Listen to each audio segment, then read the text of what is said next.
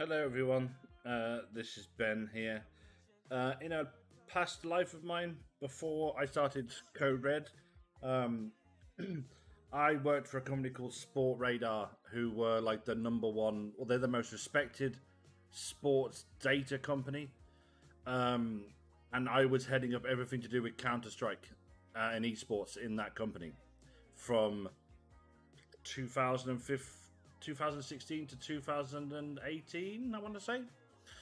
So I know very well how all of this data stuff works. And I want to basically go over some of the stuff that I've been reading lately about this.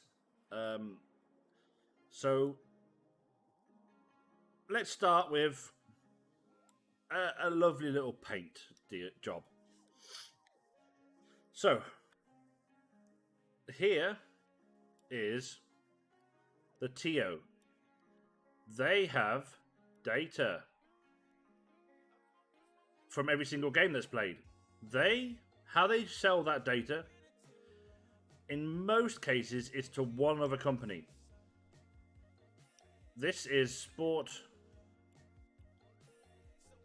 Radar.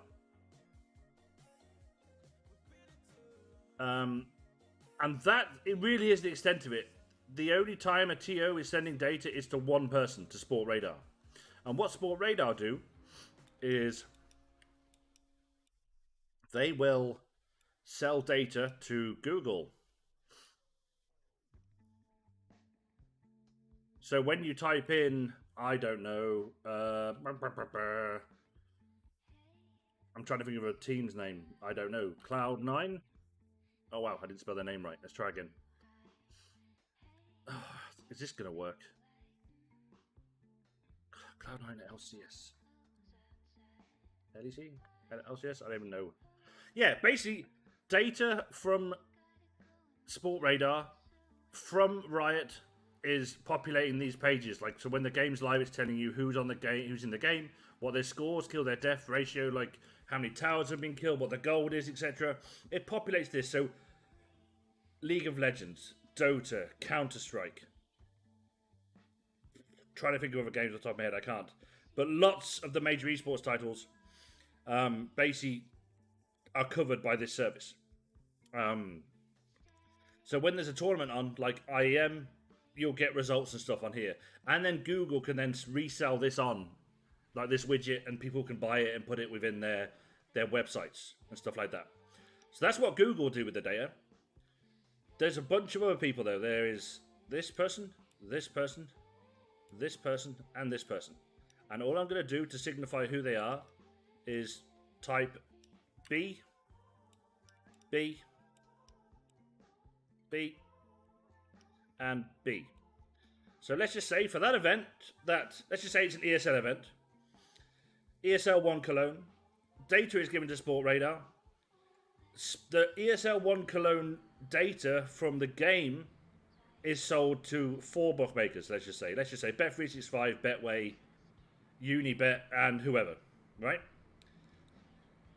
I'll show you what that data looks like once it actually gets to the end client, customer.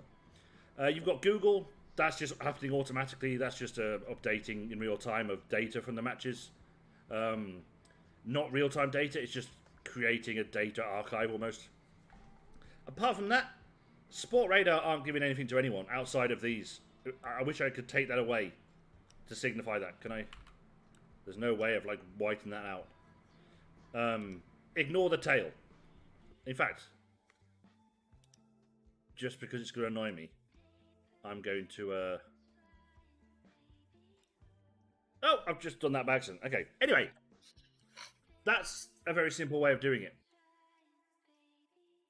Now, I'm going to make a second one of these to signify how... No, so actually, while I'm doing this, remember that what I'm showing you here is very important. What you just saw is how you should do it. How it's a company that cares about the integrity of data and like who actually has access to that data. That's Sport Radar. Let's now go over to a different type of company. I need to change these colours. Let's go red. Right. This is going to be TO. And they have data. Data. The TO gives that data to a data company.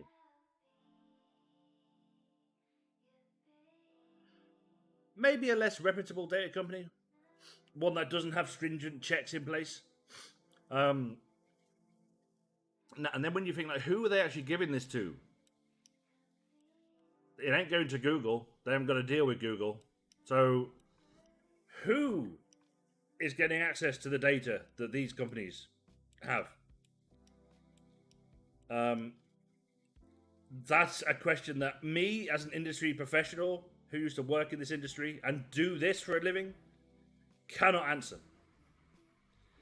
They could sell to some friendly bookmakers. That's possible. Yep. Let's just say they sell to 4 friendly bookmakers. Outside of that, they don't have like a mechanism behind it that ensures it doesn't get into other hands. There's not like a VPN, and you know when you go to like a bank, there could be like 2 keys at the same time. Turn them, and then you'll have access to the mainframe. Like there's just crazy. Like when I used to go to the Sport Radar's offices, the amount of like security related activities I had to do just to get access to the back end of this system. Like they knew every person that was on it, when and why. There was one time that I actually had to work from home for a few days, and I tried to get access to the system that way, and they just wouldn't allow me to get on it remotely. Even though they know I work there, and I have all the press credentials, I have the little card machine, and I can like, type a number in. Nope, can't get in. However, with companies like this, these guys aren't held to the same sort of esteem as a Sport Radar, for example. What anyone watching this video now could theoretically go out and start up Ben's Data Limited. And all I have to do is go to Epicenter or to StarLadder or whoever, it doesn't really matter, and go, okay, I will pay you $50,000 for one tournament's worth of data. And what's the tournament organizer going to say? They're going to go, ooh, free money. Especially when, because companies like Sport Radar were so powerful, and they worked with all the big bookmakers, because the bookmakers would pay for the feed. You do like a massive revenue share, basically. Can you imagine if you were a Sport Radar client and you'd given the data to Sport Radar will then go and sell it to Bet365, to Pinnacle, to Betway. Like the list goes on. Midnight. There's loads of companies that use Sport Radar. It's insane, and like it works then based on percentages of turnovers. It just meant like you for life had a better chance of accruing more money over a longer period of time, because then you'll have Google buying the data from you, and they're gonna like Sport Radar are gonna charge Google a fee to have your data, and you'll have another revenue stream that way. But TOs, back when I was doing this, then like 2017, 18, 19, they wanted that hard cash now. I know how much ESL made using the model that we did at Sport Radar, and it's a very lucrative, I can't even say how high it is. It's a lot. It's a lot of money. Because we were able to then sell that data to the likes of Google and so on. So yeah, as I say, I could just make my own data company, and I can go, here's $50,000. Give me access to the server. Let me set up my own match medic thing that could then visualize what's happening on the server, and I can just sit there on my own in my apartment here, and one screen is real time, and I have Twitch over here in like a 2-minute delay, and I have all the betting sites up on my other screens, and I'm just sitting here working out, which sites are the slowest? Like, I've got a 2-minute advantage over some of these sites, So who am I going to take them to? Take them to the dogs. I'm literally just going to go in there and wreck them apart. So that's one way that this is an issue, because when Sport Radar do it, if let me bring the other image up that I just had. Hold on, where is it? It was this one, wasn't it? Yeah. TIO gives the data to Sport Radar. Sport Radar passes the data. They make a visualization tool, and then they pass that on via encrypted ways to the bookmakers. And when all the matches are over, the data is given to Google. No one else ever gets to touch this data. The data person sending it to us is the only person on the TO side who has access to it. There was me at Sport Radar, was the person that had access to it, because I had to make sure it was running smoothly and our clients got what they were paying for. And when it was given to a bookmaker, they ended up getting something that looked a bit like this. This on this side just above me here, it's changed a lot since then. But this was it was called a Live Scout. And this Live Scout, I squished 2 pages together to show how the odds would change. But basically, on this left-hand side, you can see how many players were alive for Avant-Garde, how many players were alive for Supremacy. And this B here says the bomb's gone down, there's 30 seconds left. Here's the current score, and how much time is remaining in that round, right? On this part here, you'd see the actions. You would see that White had killed Sicko, Sicko had killed SK, the bomb had been planted, very detailed. The round started, how much money each team had. And in this demo, this is a video I made to show to a client. When I play the video on, you will see that actions happen in the game here. Like someone gets killed. Like we know the bomb is down here in a round. And it would be round 16. Because we're at 11-4. So round 16 is now over. The betting's gone from here. So now we're going to look at round 17 betting here. It says Avant-Garde. Wait, here we go. Right. Now, I'll stop it for a second. I know Supremacy has 1,900 as a balance to spend. Avant-Garde have 9,200. So now we're in the buy round. And we're going to look at the round 17 betting here, where you can see my cursor. So before anything happens... Oh, it's already changed. Here we go. So based on this, because we know Avant-Garde have a lot less money. They only had 9,200, and they've bought some stuff, maybe like some Tech 9's Deagle, some armor, some ammo. We now know the situations with guns, so the tool that we had, that we gave to bookmakers, would automatically update your betting for you. So round 17, based on the guns, it says that Supremacy, who had a full buy, were 1.25, 1 to 4 to win that round. So now we'll see what happens. I've got this Live Scout here. I can see when the first person dies, or when the first couple of people who die, and we'll then keep an eye on the odds down here. So I'm mainly going to be down here, but we need to be looking at here, like the feed, to see what happens. This is what a bookmaker sees, by the way. So, oh, wrong button. Now the wait begins. There is 40 seconds left in the round. Nothing has happened in the game yet. Everyone's still alive. Now there's been a kill. Look at that. You see? One of the Avant-Garde players who were buying probably Mac 10s or something and no utility got the first kill. Yellow killed Crunden. So the odds from Supremacy have gone from 1.25 to 1.75. And Avant-Garde have suddenly got a lot shorter to win this round now. They've got an advantage. Let's carry on playing. There's now 2 free kills. And the betting has gone down to 1.35 for Avant-Garde. They were the underdogs to win that round by a long way. They had nowhere near enough money, but they've got 3 kills. 2 kills, sorry. So, with it, this really should be the round for Avant-Garde, right? Based on this. And there's another kill. There's another kill. And because there's another kill and we're into a 4-on-1, they've just taken the betting down. It's an automated process. Just kill the betting. There's no point in offering betting for round 17 anymore. But that gives you an idea of like what the tool looks like for a bookmaker. This is what they pay for. Because it's either this or you watch a delayed Half-Life TV like stream or the little player at the bottom, or you watch the Twitch stream. You know, it's not. You know, bookmakers need to have a time advantage, and they will pay good money for it. And that money always trickles down to the orgs as well.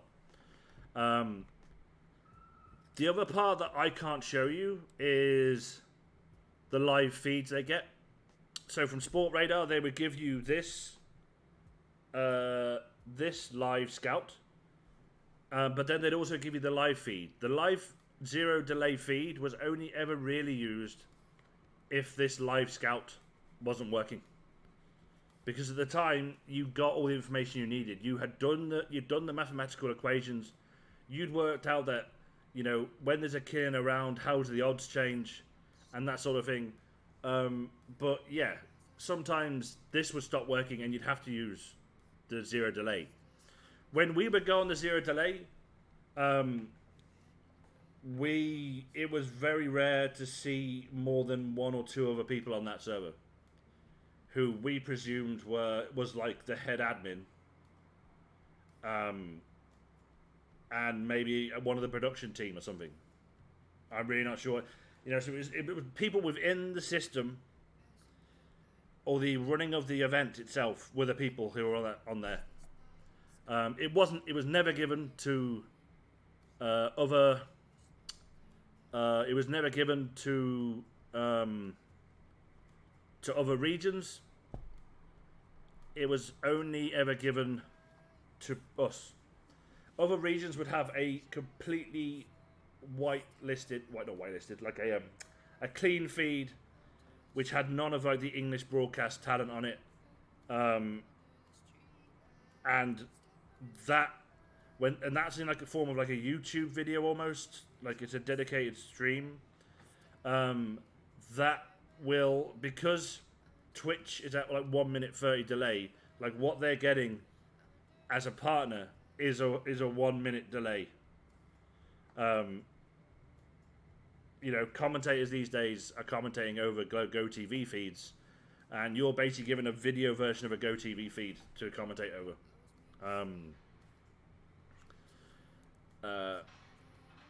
Yes, so that gives you an idea of what that looks like, because people don't know about that. That's why I'm making this video. You've then got in the RMR report. Is it somewhere here? Yes, in the open letter for the RMR event, they said data providers can only sell data with a 20 to 30 second delay. It's just never possible. That's just never going to happen ever. All I can say is, like when I told you before how Sportradar do it, there is, I'll say it again just to be sure, the TO, one guy at on the TO side knows about this, and all he's doing is like he's sending it out, he's sending it away from ESL to a data farm owned by Sportradar, and then it's literally someone like me. There's probably like 2 people at Sportradar who know anything about this, and we make sure the bookmakers get the feed okay, because we ingest it from ESL, then we send it out, all the information straight out again to the bookmakers, and that's it. There's no crime syndicates on our relays. There's no one on there. If anyone somehow magically joins, it's obvious there's an extra person on here, and you check the logs and you just kill that stream. It would ruin the broadcast, but it has to be done. You'd just find another way of doing it if it ever happened. Luckily, in my time, that never happened, because it's just almost impossible to like breach.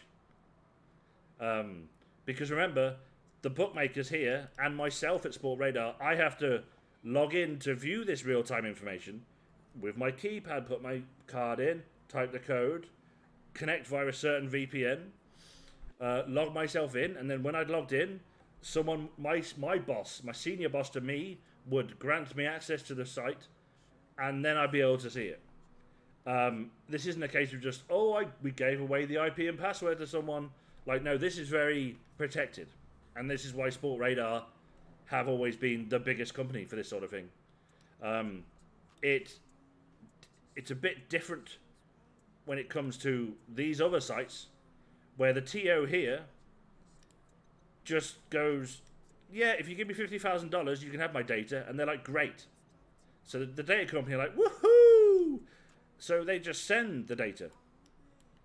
And they just get rid of it, they wash their hands of it, and now it's with the data company. This random company with a shell company based in Latvia, who has no history of doing anything in esports, has come in, offered you $50,000, and you've just bowed down and given them your data. They can do what the hell they want with that data. They might sell to a few bookmaker friends, or just high-stakes gamblers, because they'll pay for it. This guy down here, high-stakes gambler, if he can get an up to 1 minute or 2 minute delay removed from his betting life, and he's sitting there with 0 delay, he'll pay good money for that. 10 grand maybe? Because if you got that sort of information, if you are betting on something a round ahead, you're betting on the 4th round when in game, when what you're seeing on Twitch, it's actually the 2nd round. But you know the result of the 4th round. So you're just getting your bet on nice and early. Just put as much money on as you can. Put like $200 on, and let's just do this all through the game. And you could use one of the 600 betting sites to do this. Monte Cristo made a really good point on the Horseman, where he basically said like this was something that was vital to esports. It works fantastically well in every other sport you could possibly think of, even down to like cricket and croquet and curling. They all have data deals. It is a huge part of the ecosystem. It cannot be underestimated how much money is being invested by these people. To show you that, and just as a minor educational tool, really, if I go to tennis now, right, we have a match here that's been taking place in Wichita. People like Sportradar, because they're the biggest, the most respected data provider in the world, they have deals with all the tennis companies. So this is a visualization of the Sportradar data you're seeing here. So how are they getting real time, and I mean to the second, like to a half a second, real time data?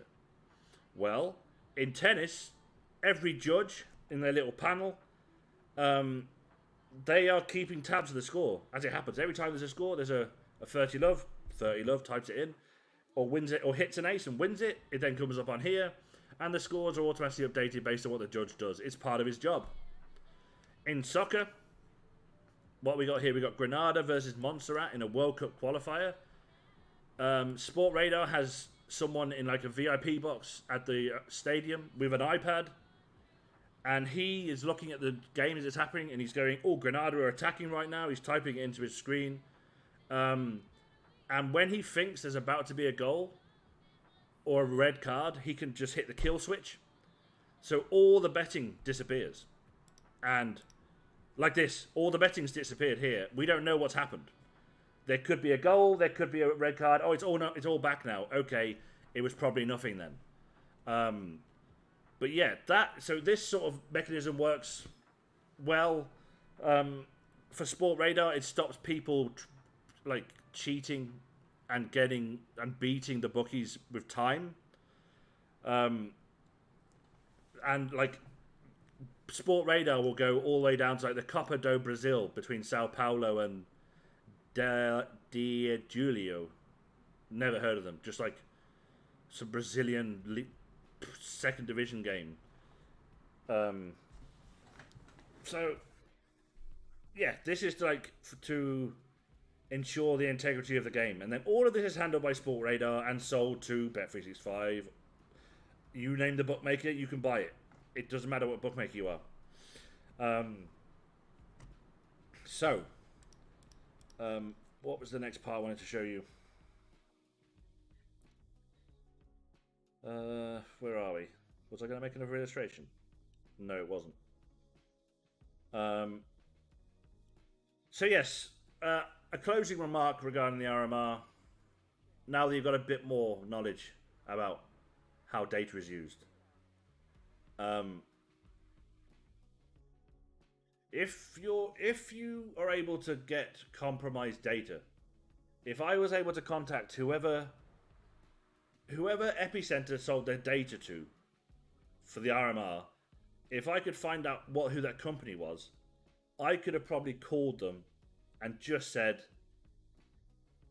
I would quite like access to that data as well, please.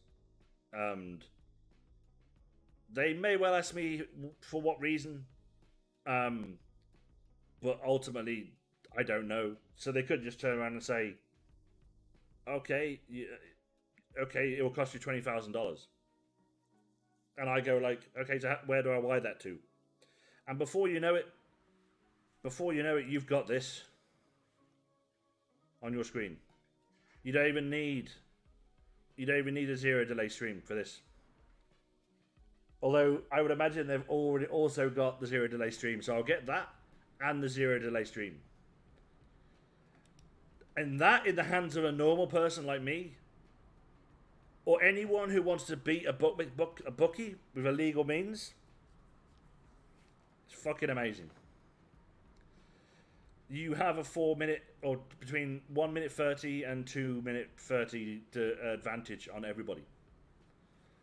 So if I suddenly got information, I would just go through. I'd probably already know the list of all the bookmakers I could use to get my bets on. I'd be going on here and I'd go like, okay, so this Dota event, blah blah blah. Yeah, there's a famous picture I've got on my external.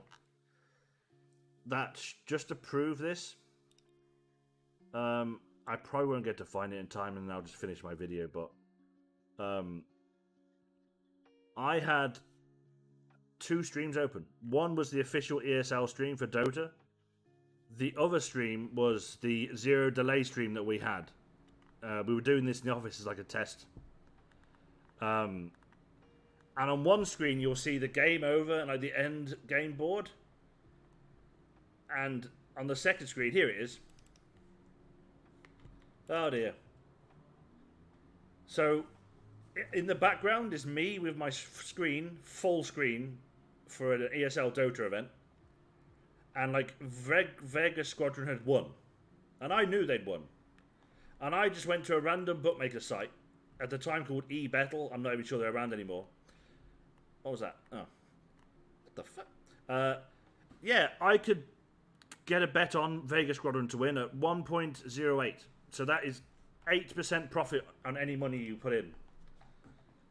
You could just keep putting like $20,000 on it every time and get 8%. It's better than what the banks pay. And you could just do that for every single game if you're a bettor. This is why I would quite like data companies to be more transparent with who their clients are or who they give the feed to. Because I'm not going to accuse anyone of anything or name any names, but I'm almost, based on everything I've read, I tweeted about this like 2 years ago, or even less, that one day this is going to really blow up in everyone's faces about data. Like someone's going to abuse this on a criminal scale. I remember tweeting it. I'll find it at some stage, and it's happened quicker than I thought. I genuinely do believe that someone obtained data from whoever they sold the data to for the RMR, and it was potentially organized criminals who decided, instead of doing this where they won't make a lot of money, putting $20,000 on and winning 800 or whatever,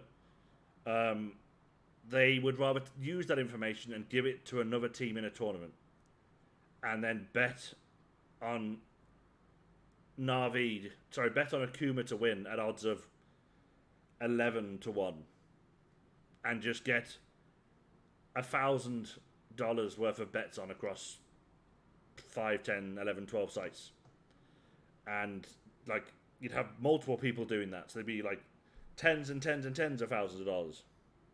Um, so yeah, uh, I've always been worried about saying this because I thought I'm not gonna like reveal what I know because ultimately it's not never gonna happen, is it? When there was only one data provider, when I was working at Sport Radar, never had this problem. But then some TOs decided not to work with Sport Radar. People like ESL exclusively work with Sport Radar. I can fucking put my house on it. They'll never ever have an issue with like this. It's when you sell data to third parties who the reason why they should have the data in the first place is questionable at best and malicious at worst. That's when our scene has an issue. Um, I hope you find that remotely educational. I'm making this video quite late at night, so I'm quite tired. I apologise if it wasn't the best video. I'm not a journalist, I'm not a YouTuber, and I hope Pepe hasn't been annoying you. Yeah, if I get any questions about this in the comments and whatnot, I'll happy do a follow up. And if any journalist wants to grab me for 10 minutes to go through scenarios that I haven't covered, I'm more than happy to do that too. So, alright, I hope this gets fixed. Betting, like these betting data providers, it's unregulated nonsense. It's very scary. Can you blame the TO though? If you're doing something like a home sweet home, like, and Ben bet me, my data company came to you and said, "I'll give you $100,000 for the year for all your events, as long as you put on like your monthly events and your weekly events for the next year." Because I know they get into Half-Life TV, so you can bet on it. That's awesome. You know, if you run that small tournament, you're like, "Fuck yeah, that's a lot of money. Why not?" Then you've just given it to a random new entity, so me. And like I could have connections with the Chinese mafia who love to do these sorts of bets, or there'll be people out in China or in Asia who are well connected with the Russians, who are well connected with Akuma, and they'll buy that data off me, and like they might pay me $150,000 for the data that I have, just so they get access to it. It's like, it's mine. I'll loan it to you for $150,000. You do what you want with it. I don't care. I'm not going to look at it. And suddenly you're massively in profit, and you've got this money-making machine in your hands. I think that something like that, along those lines, is definitely happening right now, and I don't know what we do about it.